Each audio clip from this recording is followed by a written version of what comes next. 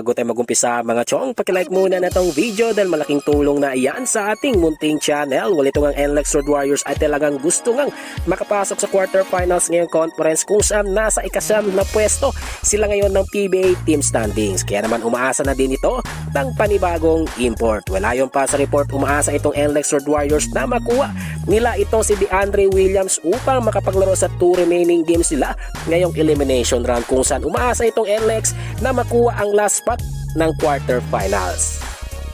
Ibang balita, punta naman tayo kay Mikey Williams na handang maglaro sa Strong Group Athletics para sa Dubai Invitational Championship. Kaya naman alamin natin mga chong kung ano na ang latest update dito kay Mikey Williams. Ayon pa sa report, ongoing pa rin ang negosasyon sa pagitan ng kampo ni Williams at kampo ng SGA na pinangungunahan ni head coach Charles Chu. Kaya naman kung magkakasundo ang dalawang kampo, masisiguro na maglalaro ito si Mikey Williams na suot-suot ang jersey ng SGA, hindi ng TNT Tropang Giga. Panghuli sa ating balita mga chong, patungkol naman sa import na Magnolia na si Tyler Bay na handa na sa quarterfinals. Ayon pa sa report, sinabi na Magnolia Import na iba na nga ang mindset ng mga team sa quarterfinals tulad sa nangyaring pagkatalo nila kontra Rainer Shine at Meralco Bolts na gusto talaga silang talunin dahil sa kanilang unblemished record. Kaya naman handa na siya sa ganitong klaseng senaryo sa quarterfinals. Mga chong, nga dito na lang ang ating balitang PBA at syempre huwag kalimutan mag-subscribe at i-like itong video bilang pagsuporta. So this is Channel B once again.